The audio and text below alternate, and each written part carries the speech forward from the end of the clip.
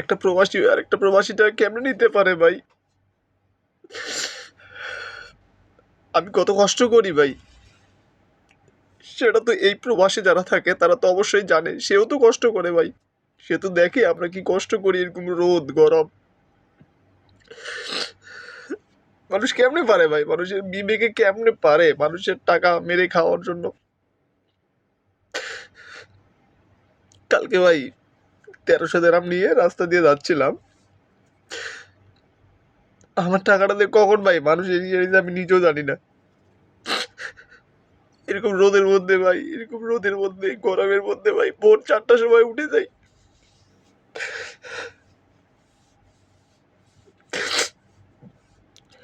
ভোর 4টার সময় উঠে যাই ভাই, রাত 8টার সময় আসি।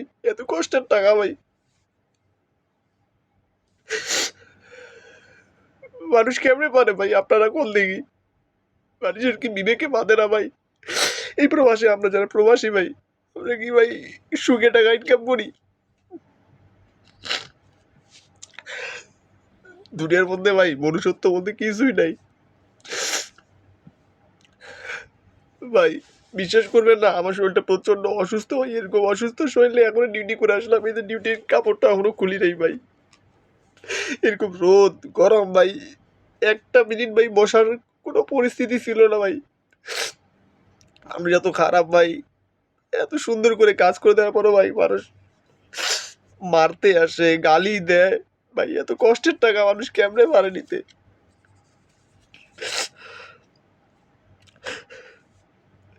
আপনারাই বলেন ভাই, এটা কি ঠিক করছে ভাই? ভাই আমি তো কষ্ট করছি ভাই, আমার তো কষ্টের টাকা, আবার হালাল টাকা ভাই, মানুষ কেমনে পারে এই টাকাগুলো ভাই আত্মসাৎ করতে? তার কি একটা বড় বিবেকে বাঁধে না ভাই? আমারও তো দেশে আমার মা আছে, বোন আছে, ভাই আছে ভাই। মানুষ এই দুনিয়ার ভাই, এই দুনিয়ার স্বার্থ নিয়েই মানুষ সবাই দেখে ভাই, আখিরাতের চিন্তা কেউ করে না।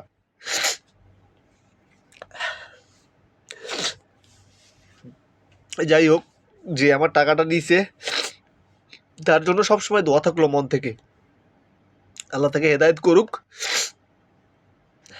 তাকে কখনো অভিশাপ দিব না আমি। কারণ আমার এই কষ্টের টাকা, আমার ঘাম ঝরানো টাকা, আমি অভিশাপ দিব না মানুষকে ভাই। শুধু একটা কথাই বলবো, আপনারা আখিরাতের জন্য একটাবার চিন্তা করেন ভাই, পরকালের জন্য একটাবার চিন্তা করেন ভাই। আপনি আমি কিন্তু সবাই মরবো ভাই,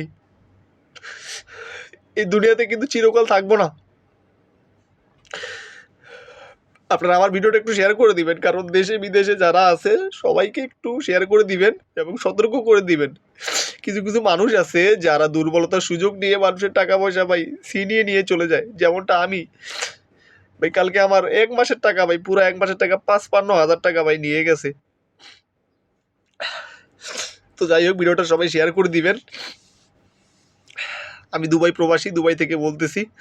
আমি ভাই মিথ্যা বলতেছি না ভাই, আমি খুব কষ্টে আছি ভাই, আমার টাকাটা হারিয়ে গেছে, আমার মাথার মধ্যে অন্য কিছু কাজ করতেছে ভাই, এত কষ্টের টাকা। অসুস্থ হইলে ভাই ওষুধ টষুধ খাই নাই, ওরকম জ্বরের শরীর নিয়ে কাজ করছি, ডিউটি করছি। যাই হোক, ভালো থাকুক যে আমার টাকাটা মেরে খাইছে, দোয়া করি তার জন্য। সবাই ভালো থাকবেন, সুস্থ থাকবেন, আর ভিডিওটা একটু বেশি বেশি করে সবাই শেয়ার করে দিবেন।